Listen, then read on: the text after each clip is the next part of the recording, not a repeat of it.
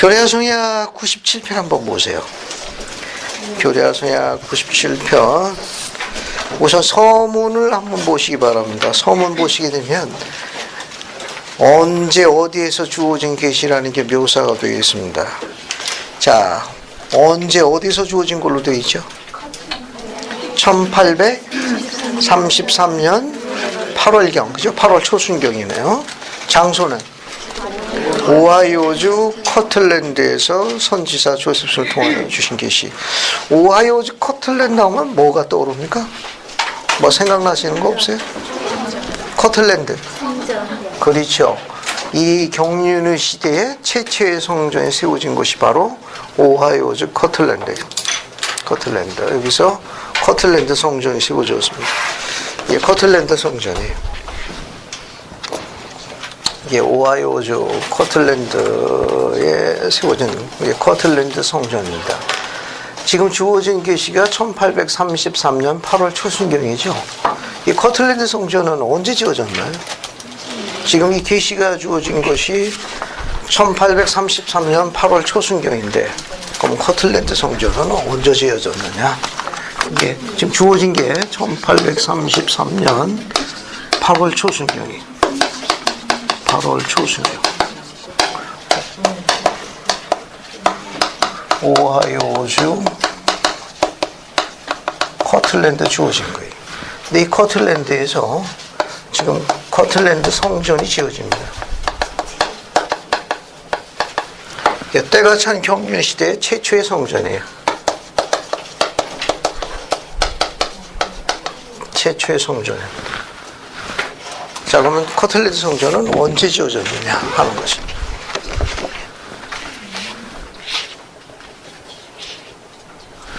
언제 지어졌습니까?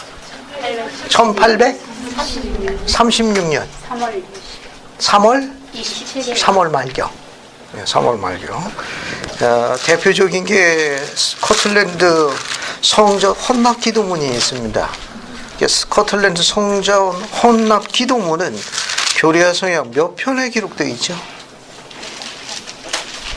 스코틀랜드 성전 혼납 기도가 교례하성약 몇 편에 게시되어 있습니까? 109편입니다. 109편 서문을 보세요.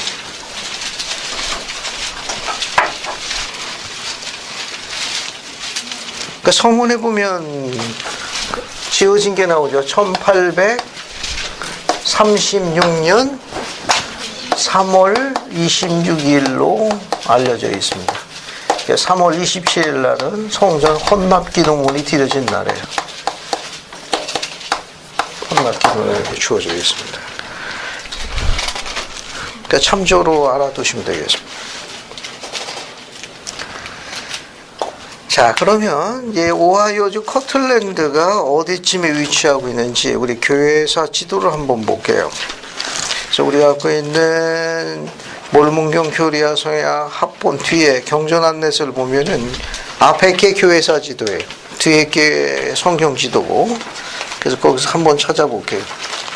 어디를 보시는가 하면은 지도 3번을 보세요. 지도 3번.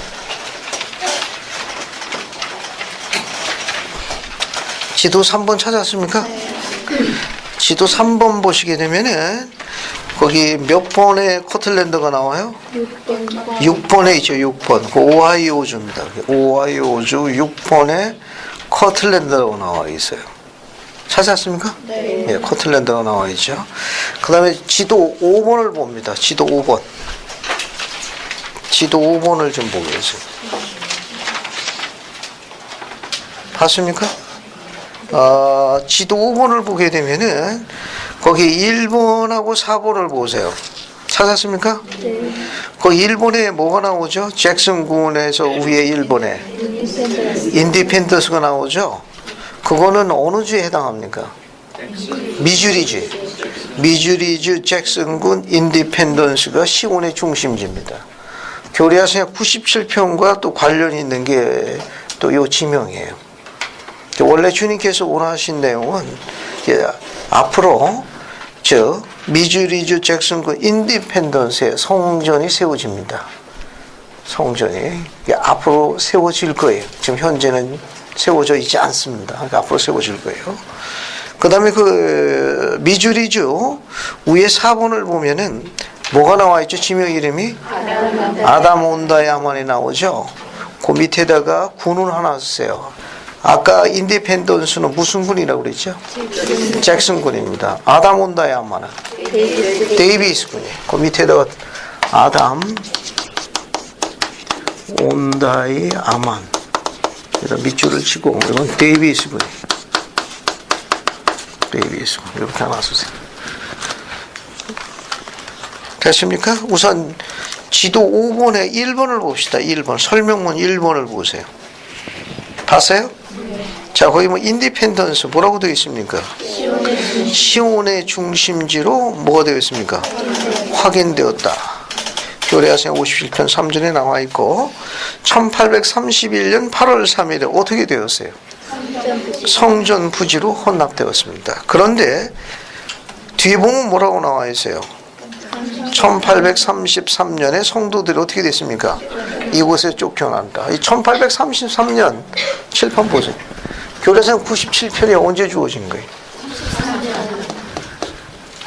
1833년에 주어진 거예요. 그러니까 미주리주에 있는 성도들이 어떻게 된 겁니까? 쫓겨난 거예요. 이 계시는 97편은 미주리에 있는 성도들에 대한 상태에 대한 계시를 어디에서 받은 거예요? 오하이오주 커틀랜드에 있는 선지자 조셉이 받은 거예요. 됐죠? 자, 그러면 하나 더 보세요. 뒤로 넘어가요. 지도 6번을 보세요. 지도 6번 뒤로 봐서 봤습니까? 네. 자, 교례서의 97편은 커틀랜드를 찾아요. 몇 번에 있습니까? 2번에 있죠. 무슨 주? 오하이오주 커틀랜드에 있는 선지자 조셉이 받았는데 대상은 누구예요? 어디에 있는 사람들입니까? 3번. 3번 찾았어요? 3번에 뭐라고 나옵니까? 저 미주리주 인디펜던스에 있는 성도들에 대한 계시를 조셉이 오하이오주 커틀랜드에서 받은 거예요. 됐습니까? 자, 이게 받은 게 언제예요? 97편이. 칠판 보세요. 오하이오주 커틀랜드에서 선지자 조셉이 언제 받은 거예요? 1833년 8월 초순경에 받은 거예요. 그런데 지도 6번에 어디를 보시는가 하면은 2번을 보세요. 2번 커틀랜드 찾았습니까? 네. 거기 보면 1831년 2월 1일부터 선지자가 미주리주 파웨스트 이동한 1838년 1월 12일까지 뭐가 되었다? 네. 교회 본부였어요. 그 다음에 밑에 3번 봐요. 미주리주 인디펜던스를 봅시다. 봤어요? 미주리주? 자, 이건 이제 뒤에 보면 1831년 7월에 주께서 인디펜던스 미주리주 무슨 군? 잭슨 군입니다. 시온의 중심지로 확인하셨다. 뒤에 1833년 몇 월에? 10월에 폭도들이 성도들을 잭슨 군에서 강제로 어떻게 되었다? 쫓아냈대요. 거기서 쫓겨납니다. 그러니까 97편은 미주리주에 있는 성도들이 박해와 핍박으로 인해 가지고 뭐 할 것을 쫓겨나는 것에 대한 뭐가 주어진 겁니까? 이미 그런 거에 대한 대비하도록 계시가 주어진 게 97편이에요. 8월에 주어진 건 뭐냐면 미주리에서 정착할 수 있도록 의롭게 생활해야 되는데 미주리에 있는 성도들이 그렇게 생활하지 못했습니다. 그분들에 대한 의롭게 생활할 적에 주님께서 보호해 주신다, 지켜주신다라는 그런 약속이 담긴 계시인데 성도들이 회개해서 그 가르침대로 살질 못해가지고 잭슨군에서 쫓겨나게 돼요. 그런 배경을 갖고 있습니다. 결국 97편은 뭐냐면은 주님께서 처음과 끝을 다 하세요. 다 하십니다. 그러니까 주님이 이제 기뻐하시는 거와 기뻐하시지 않는 게 있는 거예요. 그러니까 주님께서는 언제 기뻐하실 것 같아요? 주님은 어떤 사람을 기뻐하실 것 같습니까? 순종하는 사람, 또 겸손한 사람, 성약대로 열심히 사는 사람들, 그런 사람도 어떻게 해요? 보호하시고 그들을 지키십니다. 그러면 언제 슬퍼하십니까? 성도들이 복음대로 생활 안 할 때, 그때 슬퍼하십니까? 그래도 그들에게 뭘 요구하십니까? 회개를 요청하시는 그때 회개하면 어떻게 되냐? 내가 다시 너희들 품에 안겠다. 그 내용이 바로 97편이에요. 그런데 미주리에 있는 성도들은 그렇게 생활하지 못해가지고 결국은 이제 매를 맞아가지고 1833년 석 달 뒤에 모두 다 쫓겨납니다.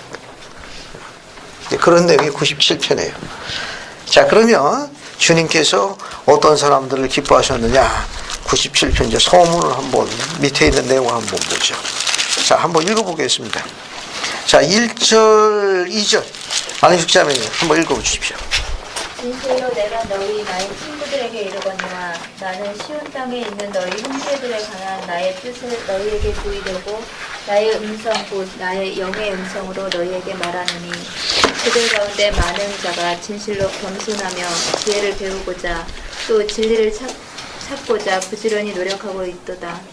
진실로 진실로 내가 너희에게 이르노니 그러한 자는 복이 있나니 이는 그들이 얻을 것임이라. 이는 나 주가 온유한 자 모두에게 그리고 누구든지 내가 원하는 자 모두에게 자비를 보이니 그리함은 내가 그들을 심판받게 할 때에 내가 의롭다함을 얻으려 함이니라.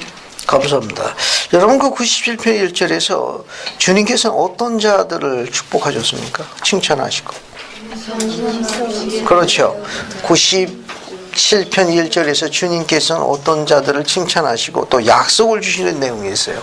97편 1절에서는 시온에 있는 겸손한 자들을 칭찬하셨어요. 겸손한 자들을 칭찬했습니다. 시온에 있는 이 시온이라는 건 미주리주 인디펜던스를 이야기하는 겁니다. 그곳에 잭슨군 미주리주 잭슨군 인디펜던스에 있는 성도들 가운데 겸손한 자들을 칭찬하시고 또 그들에게 여기 나와 있는 대로 축복을 받으라는 걸 약속을 했습니다. 이런 시온에 있는 겸손한 자들은 축복을 받겠다는 약속을 하셨어요. 일단은 약속을 하십니다. 그리고 그래서 그 1절은 밑에서부터 이제 세 번째 줄 보시면은 97편 1절 밑에 세 번째 줄 그들 가운데 많은 자가 진실로 겸손하며 지혜를 배우고 또 진리를 찾고자 부지런히 노력하고 있도다 칭찬하셨습니다. 또 그들에게 약속하셨어요. 2절에 진실로 진실로 내가 너희 이루니 그러한 자에게 복이 있나니 이는 그들이 뭐 할 것임이라 그 축복을 얻을 것이라 이야기했습니다. 자, 그러니까 97편 1절도 마찬가지예요. 자, 오늘이 2011년 9월 1일이죠. 그죠? 이게 서정권 영동바다 아침반 크라사님과 그죠? 그래서 이걸 문장을 이렇게 바꿔 쓸 수 있습니다. 밑에서부터 네 번째 주 1절에 많은 회원 가운데 오늘 이 강의를 듣고자 여기 참석한 자들은 진실로 겸손하며 지혜를 배우고 또 지혜를 배우자 부지런히 노력하고 있다 칭찬하신 것 같습니다. 꿈보다 해몽이 더 중요한 거예요. 그런 자들에게 뭘 약속을 했습니까? 복이 있다는 겁니다. 소망하는 바대로 축복을 받을 지혜와 영감을 허락하시겠다고 약속하십니다. 자, 그 다음 또 봅시다. 3절부터 5절까지 한번 읽어볼게요. 자, 이종훈 자매는 한번 읽어보세요. 3, 4, 5절. 보라, 내가 시온에 있는 학교에 관하여 너희에게 이르노니 나 주는 시온의 학교가 있음을 기뻐하며 그리고 또한 나의 종 팔리피프렛을 기뻐하나니 이는 그가 내 안에 거함이니라. 그리고 그가 계속하여 내 안에 거하는 만큼 내가 그에게 다른 명령을 줄 때까지 계속하여 그는 시온의 땅에 있는 학교를 감리할지니라. 또 모든 경전과 비밀들을 해석하여 시온에 있는 학교와 교화에 있어 그에게 많은 복을 더하여 축복하리라. 감사합니다. 여러분 지금 공부하는 게 97편 3절부터 5절인데 3절에 여기 무엇이 있는 곳을 주님께서 기뻐하셨습니까? 그죠? 거기에 3절에 보면 뭐가 있어요? 시온에 학교가 생겼습니다. 이 학교를 뭐라고 부르냐면 장로들의 학교라고 그래요. 장로들의 학교라고. 장로들의 학교. 그러니까 이 장로들의 학교에서는 교리를 가르쳐 줬어요. 이게 중요한 목적은 뭐냐면 이 교리를 배운 장로들이 선교사로 출발하는 거예요. 선교사. 교사가 누구였습니까? 팔리피프레죠. 팔리피프레.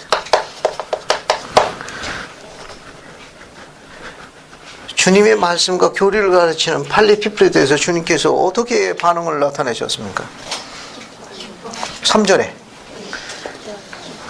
3절에 뭐라고 반응하셨어요?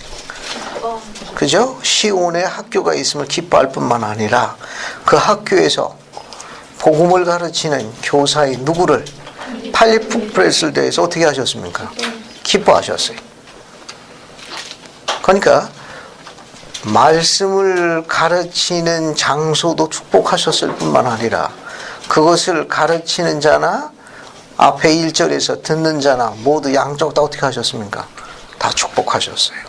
특히 팔리피프레스에 대해서 시온에 있는 학교에서 말씀과 복음과 교리를 가르치는 이 종을 크게 기뻐하셨습니다. 자, 그럼 우리도 이런 가르침에서 공부할 수 있죠. 5절 보게 되면 모든 경전과 비밀을 해석하여 시온에 있는 학교와 교회, 교화에 있어 그에게 많은 복을 더하여 축복할 것이라고 이야기하셨습니다. 그러니까 주님께서 교회에 있는 수많은 부름 가운데 어떤 부름을 기뻐하시고 축복을 주신다는 거예요?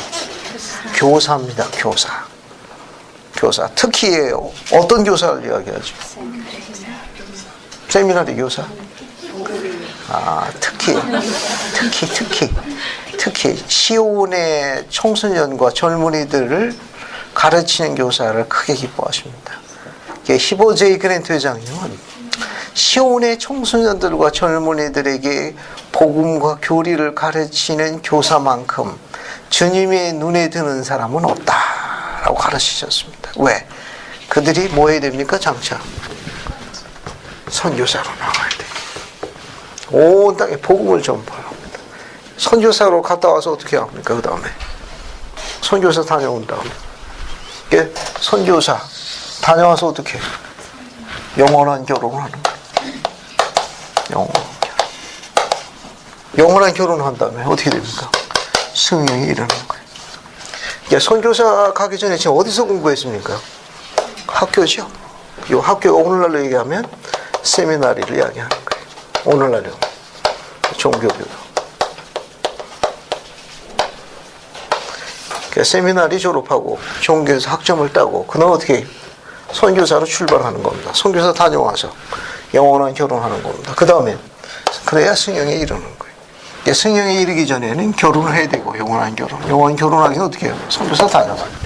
선교사 가려면은 세미나리를 졸업하고 종교원에 등록을 해야 합니다. 몇 개예요? 세미나리와 종교원, 그 다음에 선교사, 영원한 결혼, 승령.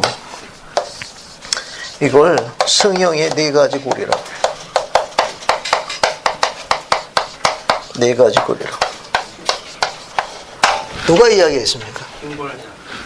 감사합니다. 스펜서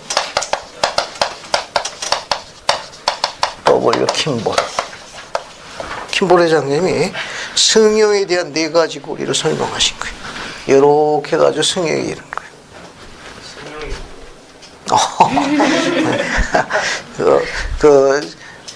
그렇죠. 개종을 안 해서 장해요. 세미나리는 쉽게 설명해가지고 중학교 3학년부터 중3, 고1, 고2, 고3에게 4대 표준 경전을 가르치는 거예요. 우리 교회 경전과 교리를 가르치는 겁니다. 거기도 해마다 표준 경전 공부할 때마다 해당 성구 25개 기본 성구가 있어요.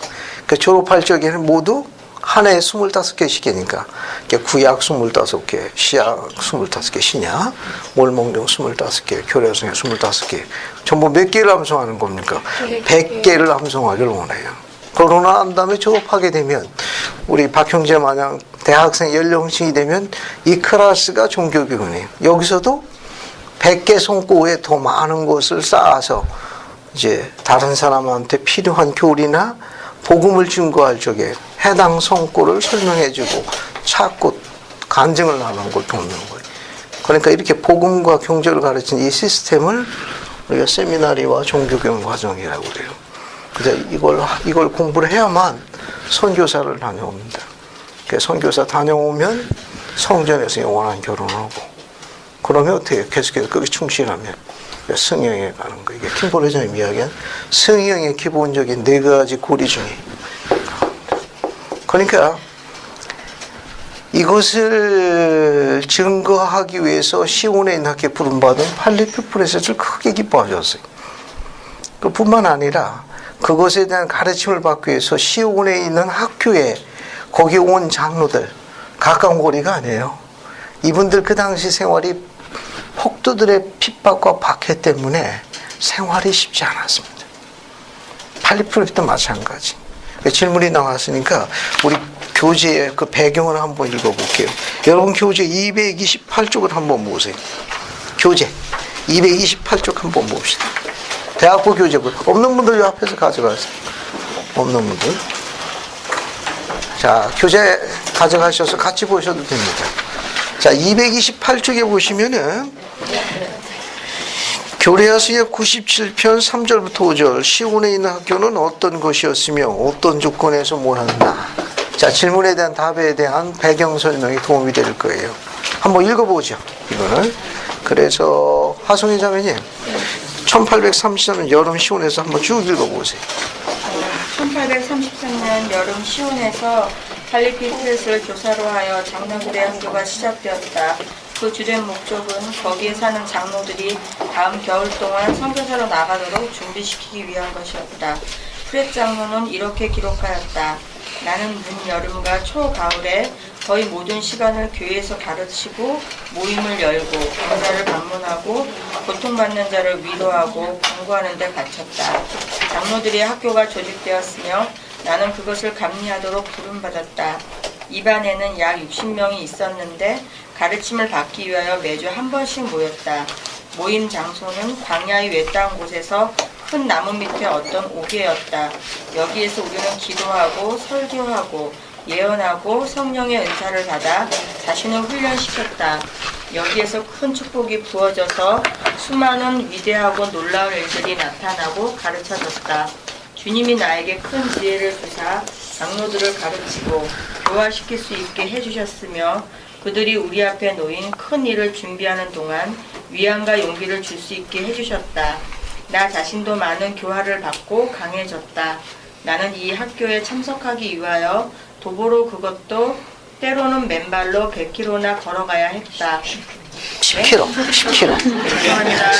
잘못 나와갖고 나는 매주 5 내지 6 지구를 방문하고 전파하는 것 이외에도 이 일을 매주 한 번씩 했다. 감사합니다. 생활이나 여건이 조금도 우리가 기대할 만큼 훌륭한 게 아니었습니다. 우리가 지금 현재 때가 찬 경륜의 이 시기에 우리가 이런 시설에서 이런 복음을 배울 수 있는 건 엄청난 축복이에요. 최근에 이런 장소들을 방문할 기회가 있었습니다. 커틀랜드, 하모니, 그 다음에 이제 하모니라네, 저기 팔마이라, 그 통나무집, 또 그리고 엘빈이 지은 목조 건물축도 하는데 열악하고 쉽지 않은 환경들이죠. 그래서 그분들은 이 교회 기초를 얼마나 굳건히 이뤘습니까? 다녀와서 느끼는 것 중에 하나는 우리가 약간의 불편함, 또 약간의 사소한 것 때문에 그런 적은 희생을 통해서 하는 것들을 그렇게 짜증내고 화를 내야 할 필요성이 있을까라는 생각이 들었습니다. 10km를 신발을 살 여유가 안 되니까 가르치기 위해서 그걸 맨발로 10km를 걸어가는 건 쉽지 않은 겁니다. 우리 하자매님은 100km 걸어간다고 그러지 않습니까? 우리는 엄청난 축복을 받고 있습니다. 여름에는 에어컨 나오고 겨울에는 히터 나오고, 그것도 이거 공부한다고 누가 지금 뭐 폭도들이 우리를 박해하고 또 우리의 모든 것들을 제한하는 그런 경우 없지 않습니까? 우리는 신앙만 행사하면 그렇게 하면 복을 더 주겠다고 약속하시는 거예요. 이건 엄청난 축복입니다.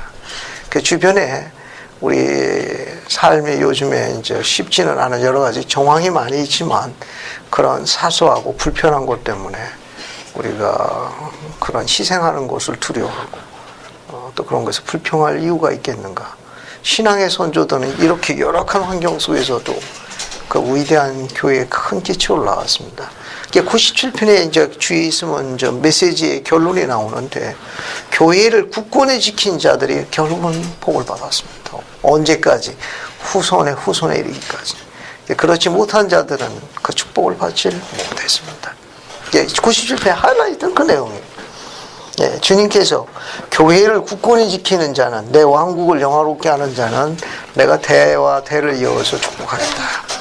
그렇지 않게 되면은 걷어가겠다는 메시지 내용은 그겁니다. 그래서 뭐 시온에 있는 지금 두 가지를 공부했습니다. 시온에 누가 있었느냐? 누가 있었어요? 많은 사람들 건데 겸손한 자들이 있었습니다. 또 시온에 또 뭐가 있었어요? 학교가 있었어요. 흥미있죠. 97편은 이게 복을 받기 위해서 어떤 요소가 필요하나? 지금 겸손한 자들이 있어야 돼요. 이게 겸손이라는 건, 이 겸손은 뭐냐면 하나님께서 말씀하시고 가르치는 것을 쉽게 따르는 자들을 언급한 거예요. 여기 겸손하다는 것은 즉 하나님의 말씀이나 가르침을 쉽게 따르는 자들을 총칭한 거예요. 총칭하면 이런 자들을 축복하시겠다고. 이게 하나님 말씀의 가르침을 아주 쉽게. 그러니까 그런 사람들이 겸손한 거예요. 이게 겸손한다는 건 뜻이 이게 굉장히 많이 있는데 그 중에 지금 97편은 액션을 이야기하는 거예요. 액션. 행동을 이야기하는 거예요. 행동의 특징이 뭐냐? 말씀을 배우기 위해서 기꺼이 희생한다는 거예요. 재밌죠?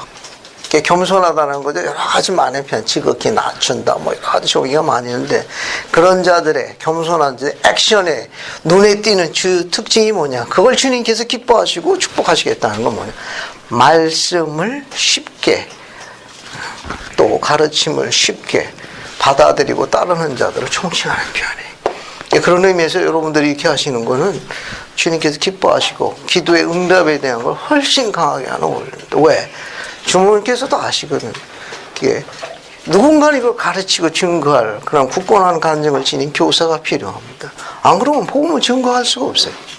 그게 굉장히 중요한 거예요. 시온이 이제 장미꽃을 피어나기 위해서는 우선 말씀을 쉽게 받아들이거나 하나님의 가르침을 쉽게 따르는 자들이 있어야 돼요. 또 그 자들이 지금 어디로 모였습니까? 주님의 학교, 시온의 학교에 모였어요. 거기서 뭘 공부했어요? 경전과 교리를 공부한 거예요. 자, 그 다음에 이제 또 뒤에 있는 게 하나 있는데, 들어가기 전에 우리가 이 복음을 배우는 거에 대해 가지고 생각나는 사도님의 가르침이 하나 있어 소개를 잠깐 하고 넘어갈게요. 그 조세피 워슬린 장로님은 여러 가지 많은 병고와 어려움을 겪으신 분입니다. 네, 그분이 이제 한 번은 이런 증거를 하셨어요.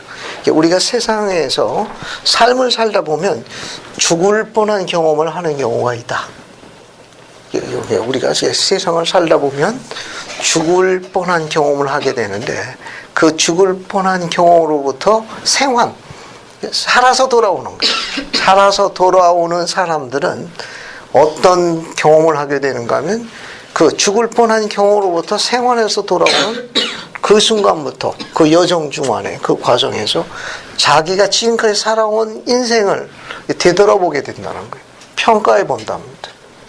그런 소중한 경험을 갖게 된다는 거예요. 죽을 뻔한 경험으로부터 생환한 사람들은 지금까지 자기가 살아온 인생을 되돌아보고 평가해보는 중요한 아주 소중한 기회와 경험을 갖는다는 거예요. 그런 이제 평가, 우리가 이런 피드백이라고 그러는 거예요. 그런 삶을 평가해봄으로써 우리는 어떻게 되냐? 우리 영혼이 조련되는 거예요. 훨씬 탄탄해진다는 거예요. 조련이라는 말은 뭘 의미하는가? 이제 버리는 것에 대해 훈련되는 거예요. 그 죽을 뻔한 경험을 통해 가지고 세상 것이 크게 도움이 안 된다는 걸 배우는 거예요. 그거 집착해갖고 안 돼. 버리는 연습에 대한 영혼이 조련된다는 거예요.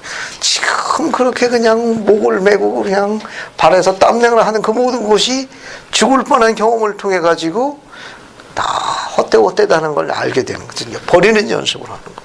그래서 영혼이 어떻게 되느냐? 조련이 됩니다. 또 우리 성품이 어떻게 되는가 하면 하늘에 계신 우리 부모님들을 닮아간다는 거예요. 점점 포옹하게 되고 너그러워지는 거예요. 또 그 경험은 이제 언젠가 마지막 면접을 하러 우리가 가야 되죠. 언젠가 우리는 신의 면접하러 가야 될 거 아닙니까? 심판대 앞에 설 거 아니에요. 다들 그저 이렇게 서가지고 마지막 면접을 덜 잘 준비할 수 있는 소중한 경험을 가져다 준다. 언젠가는 우리 다 어떻게 됩니까? 이게 주님의 심판대 쓸 거예요. 그래서 오늘 아침 이 클래스에 우리 다 쓸 거예요. 다 쓸 거면 이제 제가 제일 먼저 기령제 와서 이리 와봐 그러면 다들 무슨 질문 하실까 하고 궁금하지 않아요. 그죠? 그렇지 않습니까? 여러분 주님의 심판대 앞에 왔을 적에 주님이 어떤 질문할 것 같습니까?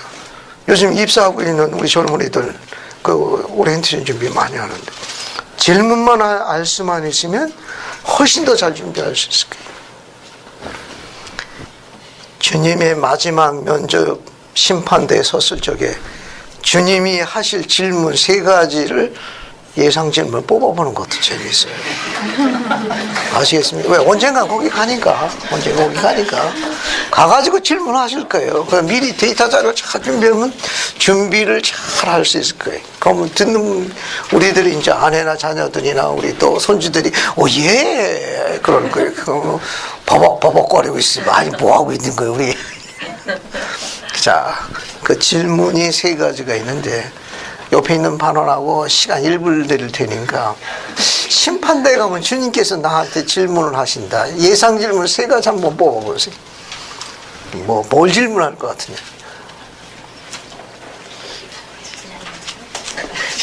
그러니까 심판대에 가게 되면 질문을 뭐 하실 것 같아요? 첫 번째 질문, 다이어트 얼마나 했냐? 2번째 질문, 찜질방에 오래 있었냐?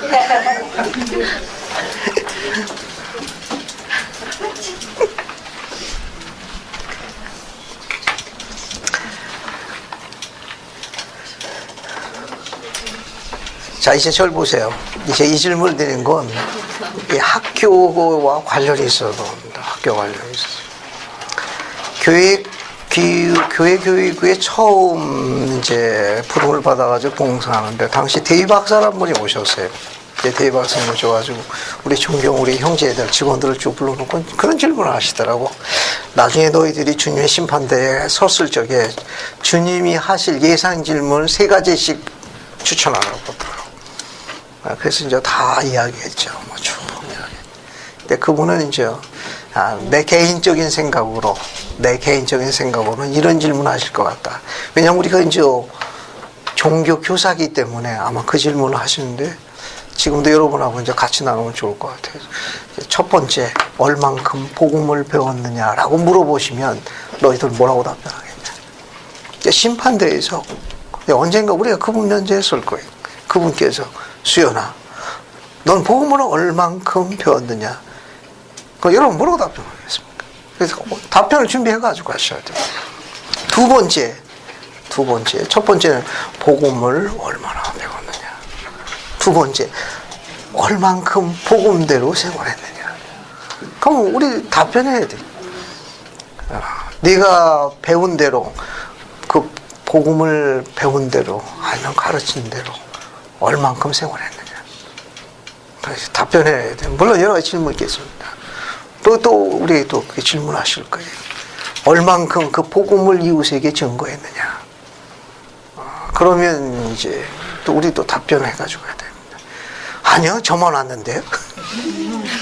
잘했다, 내 종아 하실 것 같은지. 저는 오로지 저만 생각합니다. 아유, 잘했다 라고 칭찬받을 건지. 이 3가지 질문은 오늘 이 공부하는 이 내용에서 상당히 질문에 대한 우리 삶을 도움을 줄 거예요. 얼만큼 복음을 배웠느냐. 그러면 우리 인생의 철학도 이제 정리가 되는 거예요. 또 얼만큼 복음대로 생활했느냐.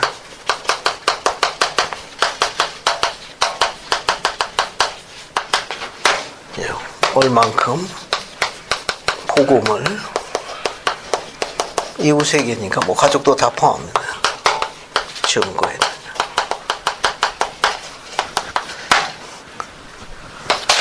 그러면 답변할 수 있을 거예요. 자, 마음속으로 한번 답변해 보신 겁니다. 심판대 왔습니다. 자, 이제 상상하고 있습니까? 이제 불렀어요. 자, 영수가 이리 와. 뭐 이렇게 부를 거예요. 그죠? 귀야 이리 와. 그러면 이제 질문하십니다. 네가 지상에서 얼만큼 복음을 배웠느냐? 답변하셔. 그리고 얼만큼 복음대로 생활하느냐? 또 이거 복음을 이웃에게 얼만큼 증거했느냐? 이 답변 자료를 갖게 되면 준비하시는데 아주 재밌을 거예요.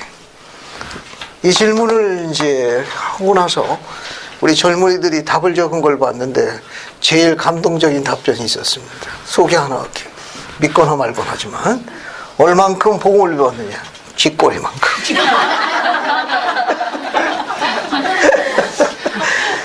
얼만큼 복음대로 세워놨느냐? 웬만큼. 그 친구는 기아 선교사였습니다. 복음을 이웃에게 얼만큼 증거했느냐? 꽤. 답변을 추천하는 게 아닙니다. 그래서 실수를 금치 못해서 제가 잘 아는 젊은이인데 우리 집에서 같이 살고 있습니다.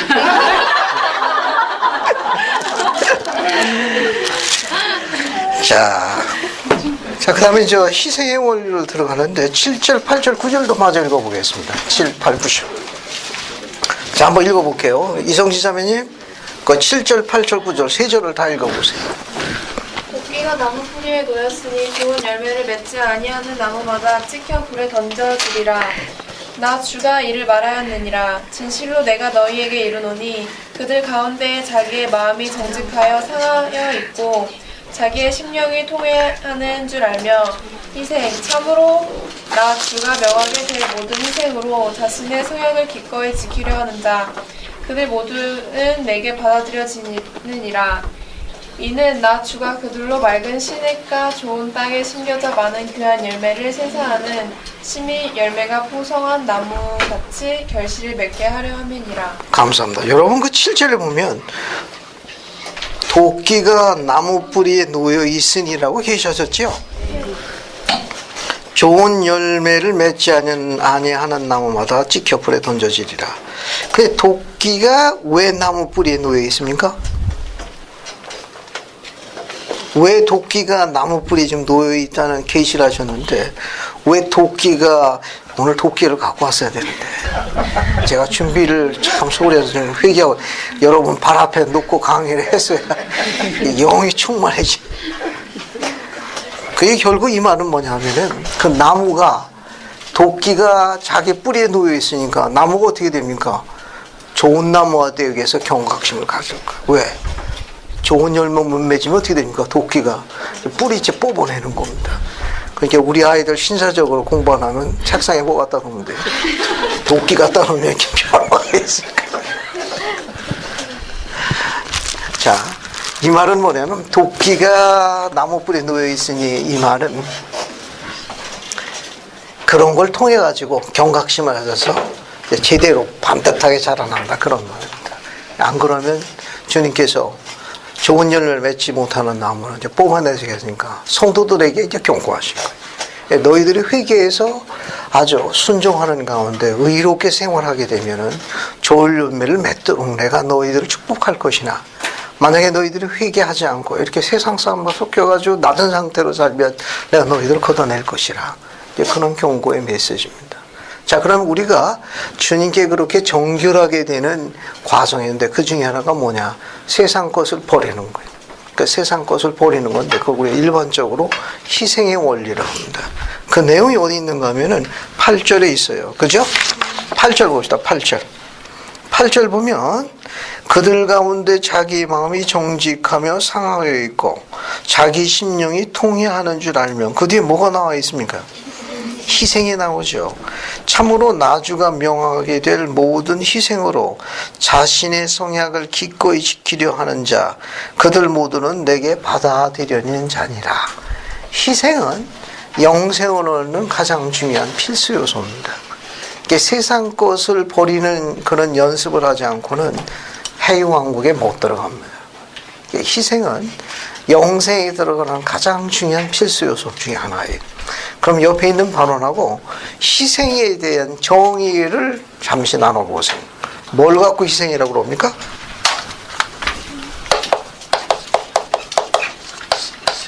희생의 정의를 한번 내려보세요. sacrifice라고 그러는데 희생은 뭘 갖고 희생이라고 그러죠? 뭐 정의를 한번 나눠보시고 옆에 있는 반원하고 한번 나눠보시고 예, 뭘 어떻게 정의를 내리는지 한번 나눠보세요.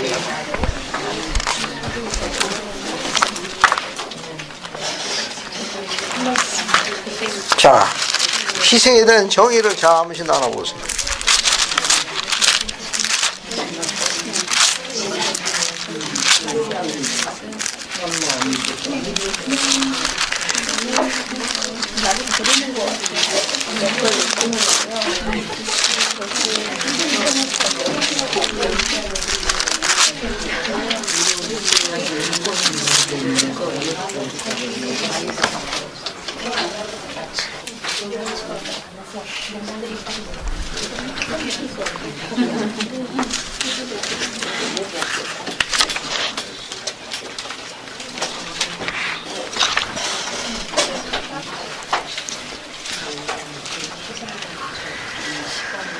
저기 김 기자매님 뒤에 우자매님하고 한자매님 같이 의견을 나눠가지고 희생에 대해서 한번 정의를 한번 내려줘. 발표는 30초 후에 합니다.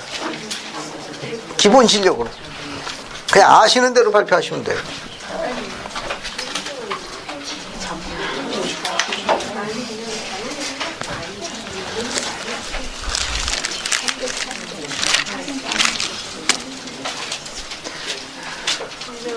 자, 됐습니다. 저를 보세요. 앞에 보세요, 여러분. 자, 활발한 토론에 대해서 감사합니다. 더 열심히 하셔야 돼요. 자, 희생에 대해서 우리가 지금까지 수없이 많이 들어봤는데 그 정의를 알아두시는 게 좋아요. 김 기자매님, 단원을 대표해가지고 희생에 대해서 어떻게 정의를 내는? 당을 대표해서 이걸 읽으라고 그래요. 예, 예. 요약해서. 네, 제가 생각하는 희생은 나의 이득이나 칭찬을 구하지 않고 제가 가진 재능이나 시간을 헌납할 수 있다는 것이 희생이라고 생각합니다. 감사합니다. 우자매님, 지금 김 기자매님이 발표를 했는데 그걸 잘 이해하신 상태라고 판단이 되는 더 한 번 더 반원들에게 설명해 주십시오. 자, 뭐 거기에 약간 부언을 더해도 좋습니다. 자, 우리 반원들에게 지금 김 기자님이 설명한 내용을 더 잘 이해할 수 있도록 부언하시는 겁니다. 괜찮아요. 생명시생 없으니 이쪽으로 보시고 이쪽으로 보시고. 주님의 사업을 위해서 네, 주님. 자기의 만족을 뒤로 미루고 그 희생, 그러니까 뒤로 미루는 것 자체가 그리고 주님의 사업에 전념하는 게 희생이라고 생각합니다. 감사합니다. 어때요? 두 분의 의견을 같이 합치니까 희생에 대해서 훨씬 더 윤곽이 많이 드러나죠. 자, 그러면 이 희생이라고 생각하면 첫 번째 손해라는 개념하고 다른 거예요. 그러니까 희생한다는 거니까 이거 손해 보는 거 아니야. 그거는 이제 세상적인 가치 기준이에요. 왜 손해라고 생각하는가 하면 현재 내가 가지고 있는 보다 좋은 것을 어떻게 하는 겁니까? 뒤를 미루거나 그것이 없이 생활해야 되는 거니까 불편하다고 생각하니까 손해라고 생각하는 거예요. 그러니까 희생하면 손해야, 불편해. 왜? 현재 지금 내가 가지고 있는 좋은 거 그것이 없이 지내거나 그것을 한참 뒤로 미뤄야 돼요. 알겠습니까? 거의 그런 생각 때문에 불편하거나 손해라고 생각하는데 주님께서 이야기하신 희생의 기본적인 정의는 현재 내가 가지고 있는 보다 좋은 것을 포기하거나 없이 지내거나 뒤로 미룬 다음에 어떤 기대를 하냐, 그거보다 훨씬 더 좋은 결과를 주님께서 축복해 주실 원하는 상태를 희생이라는 거예요. 그건 내가 가지고 있는 거예요. 내가 가지고 있는 건데 주님께서 더 좋은 것을 축복하시는 거예요. 주님께서 갖고 계신 더 그거보다 우리가 없이 지내거나 포기하거나 뒤로 미룬 것보다 더 크고 좋은 결과를 가져다 주시는 상태를 희생이라 하는 거예요. 궁극에는 손해가 아니에요. 축복이에요. 희생은 축복입니다. 그러니까 이게 겉으로 표현할 때는 그러니까 우리가 수면에서 볼 적에는 지금 현재 내가 가지고 있는 좋은 거예요. 보다 좋은 것을 포기하거나 없이 지내거나 뒤로 미루는 겁니다. 그걸 소유하고 그런 갖는 것을 뒤로 미루는 거예요. 무엇을 위해서? 하나님을 위해서. 하나님과 그분의 사업을 위해서 그것을 포기하거나 없이 지내거나 한참 뒤로 미루는 겁니다. 그런 행위를 통해서 전능하시께서 우리가 없이 지내거나 포기하거나 뒤로 미루는 것보다 훨씬 더 크고 좋은 것을 뭐 하십니까?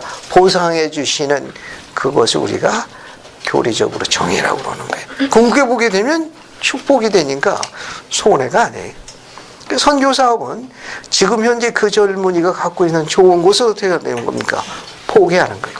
또는 뒤로 미루거나 없이 생활하는 겁니다. 세상적으로 볼 때 가치 기준에는 엄청난 손실과 불편함과 고통이지만 하나님과 그분의 영광에서 그가 포기하거나 뒤로 미뤘거나 뒤에 갖도록 한 그 행위로 주님께서는 그분의 능력으로 더 크고 좋은 것을 뭐 하는 겁니까?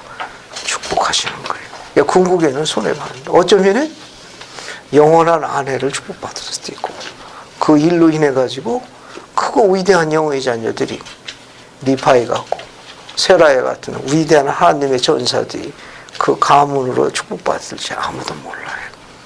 근데 그 뒤에 성과는 상당히 그런 내용을 암시하고 있습니다. 왜냐하면 거기에 9절 보세요. 9절.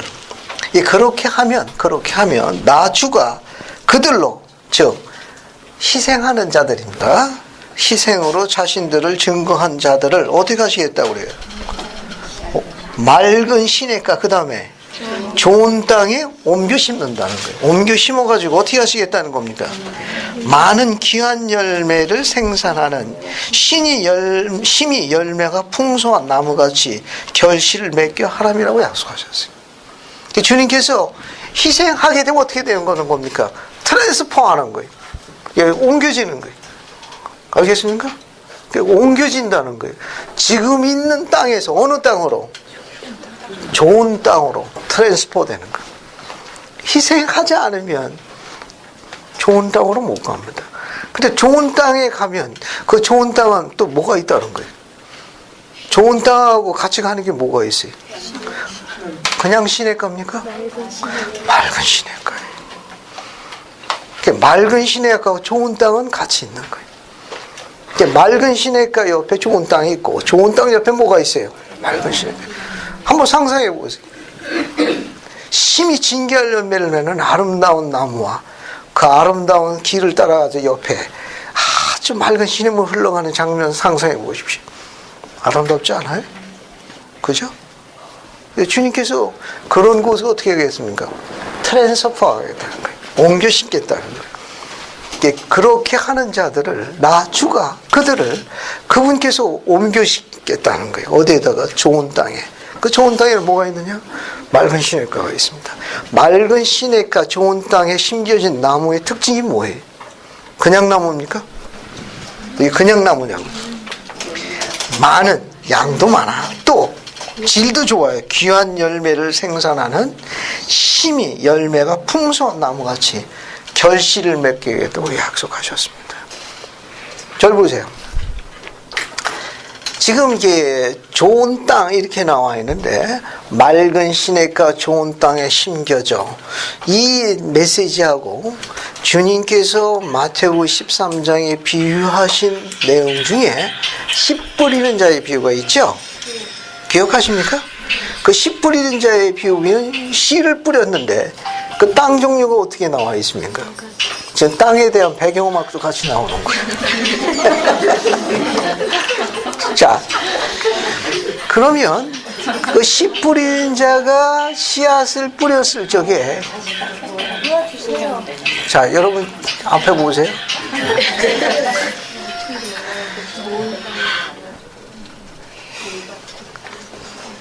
미국에서 온 제 딸아이가 스마트폰을 구입을 했습니다. 그런데 어떻게 받는지를 몰라가지고 뭐 그냥 구입만 한 거예요. 나중에는 끌지를 몰라가지고 자, 이야기를 다시 이제 원점으로 돌아가겠습니다. 그 씨 뿌리는 자의 비유는 주님께서 씨앗을 뿌리는 거에 비유로 하셨지요. 거기 땅이 네 종류가 나옵니다. 그죠? 그 첫 번째 씨앗을 뿌리는 경우 어떤 땅이었습니까? 제 이름과 관련이 있어요. 길가에. 알겠어요? 길가에. 길가에입니다. 길가에. 네, 참조로 설명할게요. 길가에. 제가 여고에서 저기 우리 반 아이들이 종례할 때니 맨 위에다 써놨더라고. 우리 선생님 자녀 이름 길가에 뭐 길모퉁 길구석에서 뭐 나중에는 길거리 길바닥까지 와. 자녀도 많아.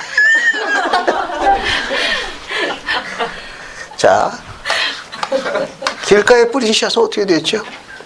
새가 와서 먹어버렸었습니다. 그죠? 그 다음에 부러진 건 돌밭이요, 돌밭. 어떻게 됩니까? 싹은 났지만 밑에가 돌이니까 뿌리가 자랄 수가 없었어요. 그 다음에 어떻게 됐습니까? 해가 뜨니까 그냥 타져서 말라 비틀어 죽은 거예요. 그 다음에는 가시떨기죠.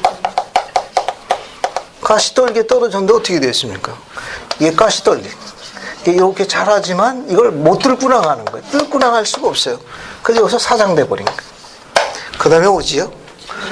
97편 오늘 공부하는 거 97편 8절 좋은 땅입니다. 좋은 땅. 재밌어요. 좋은 땅에 뿌려진 씨는 어땠습니까? 그 열매의 결실이. 우리는 30배, 60배, 100배 이렇게 표시하지만 주님은 100배, 60배, 30배로 역성을 쓰셨습니다. 주님께서는 100배 축복하고 싶은 거예요. 그냥 마음껏 축복하신 겁니다. 왜? 세상에 어찌 그리 그를 복을 받는 거라고 그냥 감당해요. 이 말은 뭐냐면 많은 세월 동안 얽히고 설키고 했던 그 일이 그냥 여러분 말대로 한 건에 대박 터질 수도 있는 거예요. 세상은 못하죠. 그분은 그렇게 하시겠다는 거예요. 우리가 갖고 있는 잠언에 보면은 늦은 비를 내리는 하늘왕의 구름과 같은 은총이라고 그랬어요. 그 농부가 씨앗을 뿌려가지고 결실을 맺어야 되는데 먹구름은 오는데 비가 안 오는 거예요. 근데 그냥 먹구름에서 한 방에 그냥 쏟고 가면 그냥 다 해결되거든. 그럴 순간이 있다는 겁니다. 이건 맑은 시냇가 좋은 땅이라는 97편 8절에 있는 메시지는 다양하게 접촉할 수 있는데 주님께서는 이야기하고 있는 게 시온의 세 가지 구성 요소를 설명하고 있어요. 복을 주시겠다 이겁니다. 시온을 복을 주시겠다는데 그럼 시온은 어떤 것을 의미하느냐? 우선 사람이 있어야 돼요. 겸손한 사람들이 있어요. 축복하시겠다고 그랬어요. 이 겸손한 사람들. 또 시온에 또 뭐가 있는가 하면 두 번째에서는 학교에 학교가 있었어요. 학교가 있었습니다. 그 다음에 뒤에서 나오는 건 뭐냐 하면 뭡니까? 성전입니다. 이제 성전의 가르침. 성전입니다. 성전. 이제 성전을 지으라고 요구하셨는데 당시 미주리에 있는 성들이 쫓겨나가지고 결국 성전을 짓지 못했죠. 그러니까 나중에 저기 나오는 대로 1836년에 오하이오주 커틀랜드 성전이 지어집니다. 그래서 이제 시온이 축복을 받기 위한 세 가지 요소가 뭐가 있느냐? 겸손한 자. 그 다음에 뭐예요? 학교입니다. 주님의 말씀과 경전을 공부해야 돼요. 세 번째는 템플, 성전입니다. 왜냐하면 그 계시의 말씀은 요 희생인데 그들이 주님께서 말씀하시기를 맑은 시냇가 좋은 땅에 심겨져라고 되어 있어요. 그러면 주님께서 그렇게 하는 그들을 그냥이 아니고 많은 진귀한 열매를 생산하는 아주 심히 풍성한 열매를 맺는 나무같이 내가 보호하겠다고 이야기했어요. 거기 보면 옮겨집니다. 그러니까 우리가 세상에 살면서 하나님을 따르는 신실하고 성약에 충실하고 그분의 가르침과 그분께서 원하시는 대로 열심히 살아가고 있는 세상에 살되 속하지 않는 자들이라는 걸 증거하도록 별도의 장소를 계시하셨습니다. 그 장소가 어디예요? 성전이에요. 그러니까 소위 성도들의 신앙의 핵이라고 할 수 있는 장소는 모든 귀결점이 성전입니다. 이게 맑은 시냇가 좋은 땅에 옮겨져 이렇게 나와 있거든요. 그러니까 이 땅은 지금 네 종류가 있습니다. 이 땅 씨앗은 같은 거예요. 여기서 뿌려진 이 씨앗은 전부 동일한 겁니다. 동일한 거고 차이가 된 것은 이 땅의 상태. 땅의 상태. 그러니까 어떤 땅에 같은 씨앗이 뿌려졌음에도 불구하고 결과가 다 다른 거예요. 그러니까 이 씨앗이 길가에 뿌려졌을 때의 상태, 돌밭 가시떨기 좋은 땅, 결과가 확연히 달랐습니다. 따라서 문제가 되는 건 씨앗이 아니라 땅이 문제가 됐던 거예요. 주님께서는 이야기하셨거든요. 뭘 이야기했는가 하면 내가 맑은 시냇가 좋은 땅에 심겨서 아주 신기한 나무로 내가 양육하고 지키고 보호하시겠다고 이야기했습니다. 따라서 여기 나와 있는 이 땅에다가 집어넣을 수 있습니다. 고든 핑크 회장님 같은 경우는 상당히 재미있는 표현 하나 하셨는데 길가 같은 남편이 있답니다. 저 얘기하는 거 아니에요? 또 저를 이렇게 주목해 보시는 거예요. 길가 같은 남편이 있다는 거예요. 돌밭 같은 남편이 있고 가시떨기 같은 남편이 세상에 수두룩하다는 거예요. 교회가 원하는 거, 그분이 원하는 거예요. 좋은 남편. 좋은 남편. 왜냐하면 이렇게 좋은 남편, 역으로 생각해가지고 세상에는 길가 같은 여자도 많습니다. 돌밭 같은 여자도 많고 가시떨기 같은 여자도 많아요. 그러나 주님이 원하시는 거예요. 좋은 아내입니다. 좋은 여자. 그런데 하나 흥미있는 건 뭐냐면 맑은 시냇가예요. 그냥 시냇가가 아니고 이 막다라는 거하고 시냇가라고 하는 이 메시지에 막다는 건 정결, 성결, 세상으로부터 벗어남 그런 성결케 되는 과정이 있습니다. 시냇가라는 건 소리와 관련이 있어요. 소리가 이제 다양한 소리가 있습니다. 그죠? 폭우, 폭포, 뭐 허리케인이 있고. 하지만 맑은 시냇가의 물소리는 어떻습니까? 우리를 역시 들어보시면 어때요? 안 되겠네. 날 잡아서 한번 갑시다. 날 잡아. 우리를 어떻게 합니까? 얼마나 상큼해. 그냥 모든 근육을 다 하지 않습니까? 소리와 관련이 있습니다. 그러니까 우리의 영혼을 상큼하게 해주고 모든 피를 걷어가시고 걱정과 금신과 모든 것을 그냥 아주 시원하고 상큼하게 정리해 주시는 그 음성과 정결함이 있는 곳이 어디입니까? 템플. 그곳에 자주 방문하고 그곳에서 하나님을 경배하는 자가 점점 어떻게 된다는 겁니까?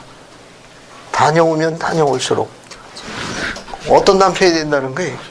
좋은 남편이 된다. 다녀오면 다녀올수록 어떤 아내가 된다는 겁니까? 좋은 아내가 된다는 겁니다. 또 다녀오면 다닐수록 어떤 아버지가 되는 거예요? 좋은 아버지가 되는 거예요. 또 다녀오면 다녀올수록 어떤 어머니가 됩니까? 좋은 어머니가 되는 거예요.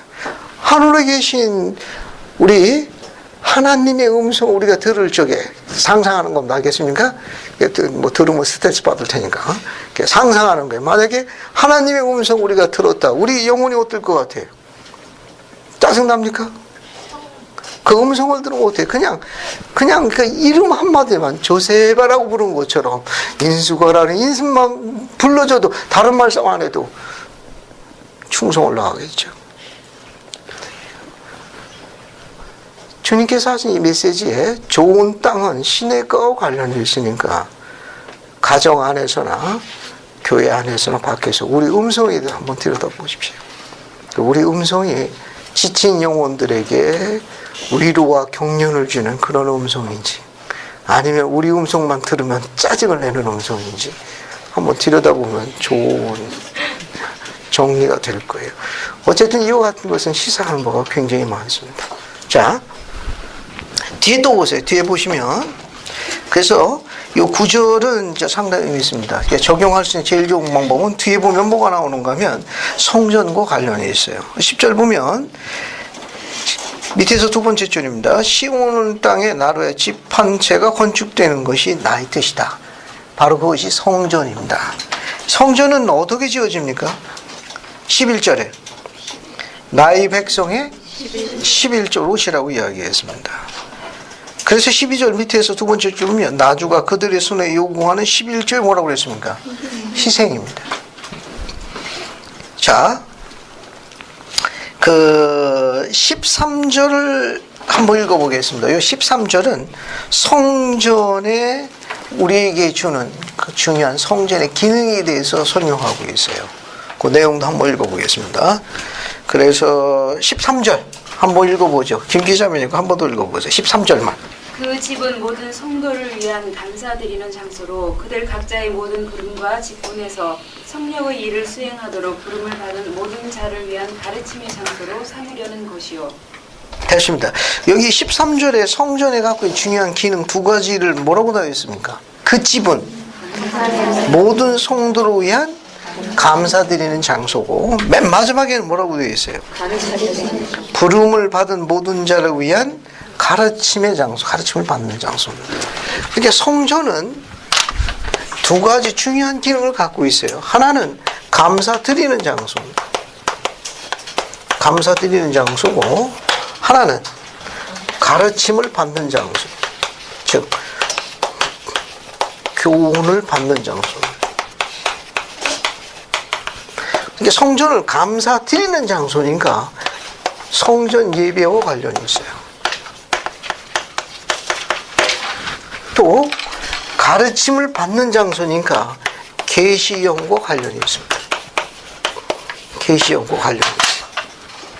이 두 가지가 관련이 있어요. 그러니까 성전에 갖고 있는 두 가지 중요한 기능에 대해서 성전을 자주 방문하게 될 경우 성전에 자주 출입하는 자들에게는 이런 축복이 주어지는 거예요. 그러니까 성전은 감사드리는 장소고 가르침을 받는 장소라고 계시하셨어요. 그들이 그곳을 옮겨 심을 적마다 어떻게 됩니까? 그들은 그런 감사에 대한 것을 하나님께 예배드리는 자로 분류되는 거예요. 또 그들에게는 어떻게 되냐? 끊임없는 계시형으로 그들을 축복하십니다. 이 두 가지 아주 중요한 약속이 있는 곳이 어디냐? 성전이에요. 자, 그러면 인용문을 한번 볼게요. 인용문. 자, 어딜 보시는가 하면은, 자, 여기 맨 앞장에 좌측편 맨 위에, 우측편 맨 위에 보시면은 이거 인용문이 있습니다. 찾으셨습니까? 그 인용문 한번 정리해 볼게요. 자, 하나님의 집은, 아니, 그렇습니다. 한 번 더 읽어보세요. 하나님의 집은. 하나님의 집은 하나님을 경배하기 위해 세워졌습니다. 이 집은 경건한 자들의 집이었습니다. 이 집은 인간의 근심과 걱정을 위로해주는 위로의 집이며 천국의 문이었습니다. 감사합니다. 이 하나님의 집은 하나님을 경배하기 위해 세워진 집입니다. 이 집은 경건한 자들의 집이고, 이 집은 인간의 근심과 걱정을 위로해주는 위로의 집이며 천국의 문입니다. 성전에 자주 가십시오. 여러 가지 그런 매듭에 관한 것이 불퉁해 보일 적에 우리가 제일 먼저 바라봐야 할 곳이 어디다? 템플인 거예요. 성전이. 가면 위로받게 돼 있고 앞으로 인도되어져야 할 계시와 분별의 영을 축복해 주실 거예요. 그 밑에 것도 한번 읽어보겠습니다. 이경수 자매님, 그 밑에 거 한번 읽어보세요. 진실로 이거요. 진실로 성전에 참여하고 또 성전을 사랑하는 백성이 됩시다. 우리는 상황이 허락하는 한 자주 그러나 분별 있게 성전으로 서둘러 가야 합니다. 성전 예배와 성전 성약 그리고 성전 결혼이 있는 성전을 지상에서의 궁극적인 목표와 필멸의 생에서의 최고의 경험으로 만듭시다. 감사합니다. 거기 나와 있는 대로 상황이 허락하는 한 자주 그러나 분별력 있게 성전으로 가야 합니다. 이 말은 뭐냐면 성전을 자주 가야 할 때가 있고 그것을 조정해야 할 때가 일단은 분별력은 있어야 합니다. 아이를 연년생으로 계속 나가서 셋 정도 되게 되면 한 10년 동안은 전쟁을 치르셔야 돼요. 아시겠습니까? 가야 할 때가 있고 조정해야 할 때가 있습니다. 그것 때문에 죄의식을 갖거나 그것 때문에 불편하도록 교회에서 요구한 적은 한 번도 없어요. 나중에 세월이 가가지고 여건이 되면 그냥 너무 자주 가게 될 때가 오게 되는 거예요. 때가 오게 되는 거예요. 어린 자녀들을 집에다가 두고 성전에 출발하는 순간부터 불안, 공포, 초조에 떨어져 성전을 의식을 받는 중에 어째 이렇게 늦게 시작한디야. 아, 왜 이렇게 안 끝난? 그러면 검토해봐야 합니다. 그거는 주님이 그거 기뻐하시는 거 아니에요. 거기서 예를 들어가지고 만약에 집안에 무슨 문제가 생겨서 큰 어려움을 겪었다. 아, 이건 기쁜 게 아닙니다. 제가 이야기 드리는 건 지금 가지 말라고 권고하는 게 아니에요. 그게 아니고 때가 있다는 거. 그 때를 지혜스럽게 잘해요. 자녀들 곁에 있어야 할 때가 있고 성전을 자주 가야 할 때를 분별력 있게 조정해라, 그런 뜻이지. 그런 거 가지고 죄의식을 갖거나 교회가 요구하나 가르친 적은 한 번도 없습니다. 아시겠습니까? 이걸 뒤로 넘어갑니다. 뒤로 넘어가셔서 우측편 맨 위에 보세요. 데이비드 A. 베드나 찾았습니까? 이거? 그 박보 기자님 이거 한번 읽어보세요. 저는 성전 성약을 통해서 보호를 받을 수 있으며 훌륭한 성전 예배를 드리는 것이 어떤 의미인지 더 잘 깨닫게 되었습니다. 교회에 참석하고 11조를 내고 이따금 성전에 서둘러 찾아가서 의식을 받는 회원들과 성전에서 충실하게 지속적으로 예배드리는 회원들 사이에는 분명 무언가 다른 점이 있습니다. 감사합니다. 2009년 데이비드 A. 베드나 장로님이 대회 때 보고하신 겁니다. 제가 한 번 더 읽어볼게요. 저는 성전 성약을 통해서 보호를 받을 수 있으며 훌륭한 성전 예배 드리는 것이 어떤 의미인지 저 잘 깨닫게 되었습니다. 교회에 참석하고 11조를 내고 이따금 성전의 단어를 보세요. 이따금. 그것도 어떻게 찾아가는 건가? 서둘러 찾아가서 의식을 받는 회원들과 성전에서 충실히 지속적으로 예배드리는 회원들 사이에는 분명 무언가 다른 점이 있습니다. 자, 전자인지 후자인지 여러분이 결정하시면 됩니다. 자, 밑에 있는 거 보세요. 마지막 인용문 거기 봅시다. 영원한 성약 봤어요? 자, 이 두 인용문은 하송이 자매님 두 개 다 읽어보세요. 영원한 성약에 귀 기울이는 마음이 정직하고 청결한 자가 시온입니다. 우리가 어떠한 고통을 당하거나 시련을 겪는다 할지라도 그로 인해 우리의 삶이 결코 낭비되는 것이 아닙니다. 그것은 우리를 깨우쳐 주어 우리의 성품을 도야하고 마음을 순화시키며 우리의 영혼을 키워주고 더욱 큰 사랑을 지니게 하여 참으로 하나님의 자녀로 불리우기에 합당하게 해줍니다. 감사합니다. 하염 스미스가 뭘 이야기했는가 하면은 영원한 성약에 귀 기울이는 자, 그 자가 시온에 있는 겸손한 자들이다 라고 이야기했어요. 칠판 보세요. 오늘 이제 97편을 이제 정리하는데 97편에는 하나님께서 기뻐하시고 축복을 받으려고 약속받은 자들이 있습니다. 또 그런 상태에 있는 자들에게 약속을 하셨고 그런 상태에 있는 자들이 머물러 사는 곳이 바로 시온이에요. 시온의 축복을 받으려면 겸손한 자들이 있어야 합니다. 이 겸손한 자들은 하나님의 말씀의 가르침을 뭐하는 특징이 있다? 쉽게 따르는 특징이 있습니다. 안 그러고는 하나님 앞으로 못 갑니다. 그가 하나님 앞으로 나가려면은 그분의 말씀의 가르침을 쉽게 따르는 그 용기가 필요한데 그 용기는 어디냐? 겸손해서 오는 거예요. 또 하나는 뭡니까? 복음을 가르치고 복음을 배우는 그런 학교입니다. 여러분이 경전이나 교리를 공부해요. 세 번째는 뭐예요? 성전에 여건이 허락하는 한, 알겠습니까? 여건이 허락하는 한 어떻게 방문합니까? 자주 방문하는 거 알겠습니까? 자주. 이따끔 서둘러 가는 게 아니고 자주, 알겠습니까? 이거. 자, 이제 교대성약 97편 18절 보세요. 이제 설명을 다 끝났고 경전만 읽어보겠습니다. 97편 18절 보세요. 여기 보면 그리고 이제 보라 만일 시온이 이 일을 행하면 시온은 번성하며 퍼져서 심히 영화롭고 심히 크고 심히 두렵게 되리라 이렇게 되어 있습니다. 그러니까 시온의 힘, 잘 보세요. 이제 정리해 보겠습니다. 시온의 힘은 성전을 자주 방문하면서 경배하는 회원이 늘면 늘수록 시온의 스테이크는 어떻게 됩니까? 어떻게 되는 거예요? 번성하며 퍼져서 심히 어렵고 심히 크고 심히 두렵게 되는 거예요. 그런데 악착같이 가면 어떻게 됩니까? 정반대가 되는 거예요. 자꾸 줄어들고 찌그러드는 거예요. 재밌죠? 이 계시는 아주 선명해요. 이게 다른 거 볼 것도 없어요. 그냥 성전 방문을 하는 것만 딱 보면 이 데이터가 딱 나오는 거예요. 그게 시온의 힘이에요. 이렇게 하면 주님께서 큰 축복을 주지만 그렇게 안 할 경우는 어떻게 되느냐? 25절 보세요. 25, 26절.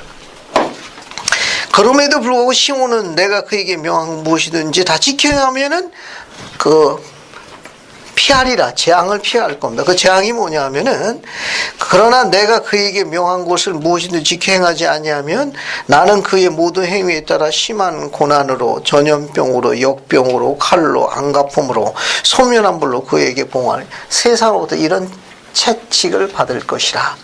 근데 결국 미주리 잭슨군에 있는 성도들은 이 계시를 1833년 8월에 받았어요. 근데 그들은 용감하게 주님께 돌아가지를 못했습니다.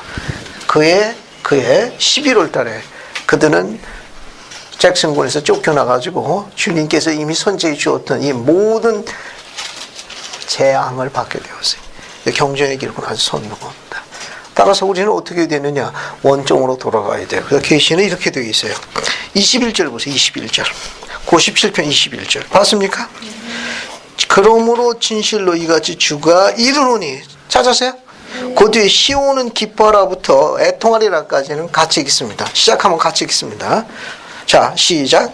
시온은 기뻐하라. 무릇 시온은 이것이 마음이 성결한 자라. 그러므로 시온은 기뻐하라. 한편으로는 모든 땅이 애통하리라. 감사합니다. 이렇게 하면은 주님께서 이야기하신 세상의 모든 것으로부터 주님께서 지키시겠다는 겁니다. 이 계시는 아주 흥미롭고 재미있는 계시예요. 자, 오늘 97편 공부했습니다. 알겠습니까? 우리는 시온을 주님께서 건설하시길 원해요. 그 시온은 마음이 청결한 상태도 시온이 됩니다. 또 마음이 청결한 상태가 모여 사는 곳도 시온이 돼요. 주님께서는 이 시온에게 약속을 하셨습니다. 어떤 약속을 했느냐? 요 세 가지 요소가 있을 적에 아주 큰 위대한 약속을 함께 하시겠다고. 세상과 구별해서 축복하시겠다고. 즉 맑은 시냇가 좋은 땅에 심겨져 가지고 심히 귀한 열매를 맺는 아주 풍성한 열매를 그런 귀한 열매로 만드시겠다는 겁니다. 그러면 시온에 어떤 자가 있어야 되죠? 첫 번째, 겸손한 자가 있어야 합니다. 시온에 어디에 등록해서 열심히 공부해야 합니까? 학교에 등록해야 돼. 알겠어요? 첫 번째가 뭐라고 그랬죠? 청소년들은 세미나리에, 모든 회원들은 종교교원에. 알겠습니까? 해당 젊은이들은 뭐를 출발합니까? 선교사과 하십시오. 좋은 배우자 만나는 건 위대한 보너스 중에 하나예요. 갔다 오면 어떻게 해요? 그들은 성전에 결혼하고 끝까지 어디 갑니까? 승입니다. 그리고 모든 회원들은, 합당한 회원들은 어딜 자주 가요? 성전에 자주 갑니다. 자, 오늘 여기까지고 다음 주는 98편부터 100편까지 공부하는데 수강카드 안 내신 분들은 수강카드 작성하고 귀가하시면 되겠습니다. 또 궁금한 거는 끝난 다음에 질문해 주시면 답변해 드리겠습니다. 예수 그리스도 나옵니다. 아멘.